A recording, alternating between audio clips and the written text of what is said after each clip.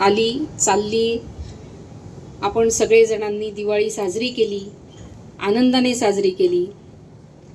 परंतु आमच्या या कृषीप्रधान देशामध्ये, कृषीप्रधान देशातला जो काही शेतकरी आहे, त्या शेतकऱ्याच्या घरात अंधार आहे. तो शेतकरी सुखी नाही, आनंदी नाही. कारण गेल्या 2 वर्षापासून शेतकऱ्याच्या मालाला भाव नाही. मागच्या 2 महिन्यापूर्वी सोयाबीन आयात केला. आता कापसाच्या 22 लाख गाठी आयात केल्या. अशा परिस्थितीमध्ये की आज दिवाळी येऊन ठेपलेली आहे, हंगाम आलेला आहे आणि या हंगामाच्या काळामध्ये कापसाची आयात करून मला असं वाटतं या सरकारने शेतकऱ्याच्या जखमेवर मीठ चोळण्याचं काम केलेलं आहे. असं निर्दयी सरकार हे शिंदे भाजप सरकार जे आहे, खरं तर या सरकारचा मी तीव्र शब्दात निषेध करते. आज आमचा शेतकरी हवालदिल झालेला आहे.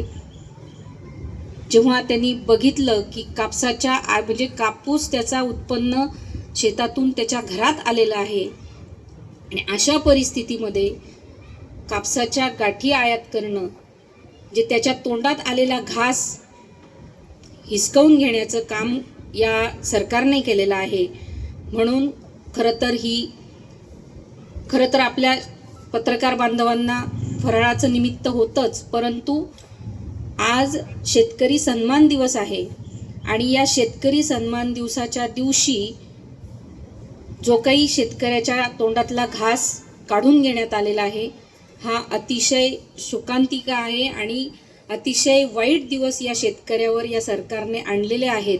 हे या खरं पत्रकार परिषदेच्या माध्यमातून आपल्यापर्यंत पोहोचवायचं होतं आणि आपल्या माध्यमातून संबंध शेतकऱ्यांपर्यंत हे पोहोचवण्याचं एक निमित्त होतं.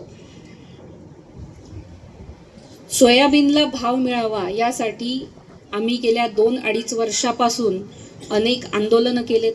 आपण सगळेजण बघत आहात, आपण सगळेजण साक्षीदार आहात. धरणे आंदोलनं केले, रास्ता रोको केलं, सगळ्या गोष्टी करून बघितला, सरकारचा निषेध केला, तरी सुद्धा शेतकऱ्याच्या मालाला भाव मिळाला नाही. शिवसेना उद्धव बाळासाहेब ठाकरे या पक्षाच्या व्यतिरिक्त तुम्ही या पाचोरा भडगाव मतदारसंघामध्ये कोणत्या नेत्याने, कोणत्या उमेदवाराने हे आंदोलन असे केले शेतकऱ्याच्या विरोधात, हे आपण दाखवून द्या. एकाही व्यक्तीने असे आंदोलन केले नाहीत. शेतकऱ्याच्या बाजूने कुणीही बोललं नाही.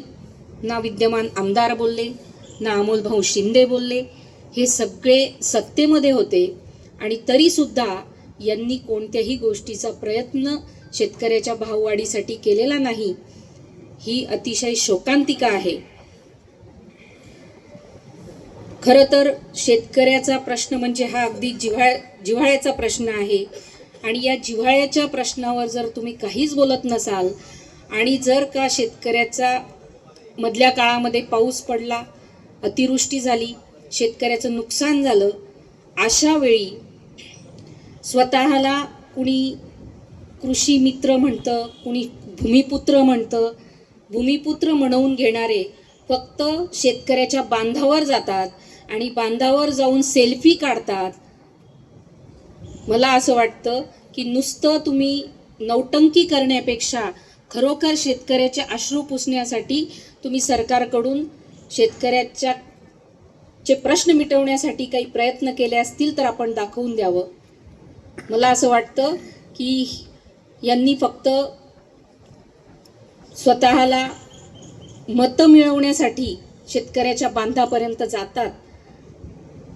हे आमच्या शेतकरी बांधवांनी लक्षात घेतलं पाहिजे. हे फक्त मतं, शेतकऱ्याची मतं मागण्यासाठी फक्त हा प्रकार चाललेला आहे. हे आपल्या सगळ्यांच्या माध्यमातून मी संबंध जनतेला सांगू इच्छिते. दुसरा विषय महत्त्वाचा, विद्यमान आमदारांनी 3,000 कोटीचा विकास केल्याचा जो काही दंडोरा पिटवला,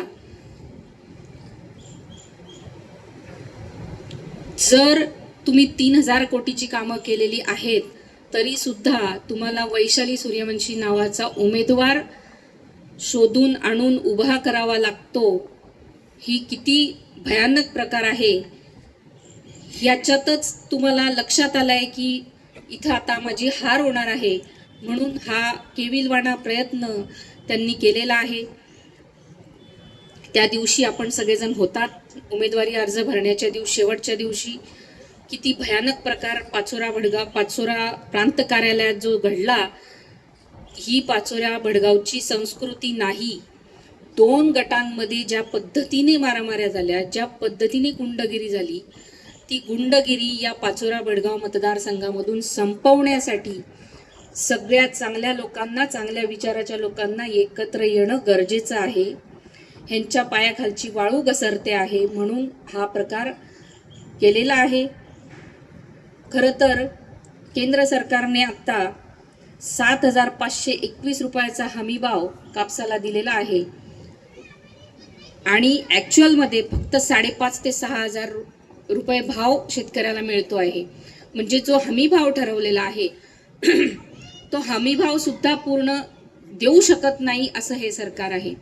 हेच मागच्या वर्षी म्हणजे उद्धव साहेब जेव्हा मुख्यमंत्री होते त्यांनी 10,000 रुपये भाव आमच्या शेतकरी राजाला दिलेला होता. अगदी कोरोनाचा सारखी महामारी असताना सुद्धा इतका चांगला भाव दिला. असं हे शिंदे भाजप सरकार जे आहे ते शेतकऱ्यांचं शोषण करणारं सरकार आहे असं धडधडीत दिसतं आहे. मी आपल्या माध्यमातून शेतकरी बांधवांना आवाहन करेन की या जुमलेबाजांपासून आपण सावध राहा.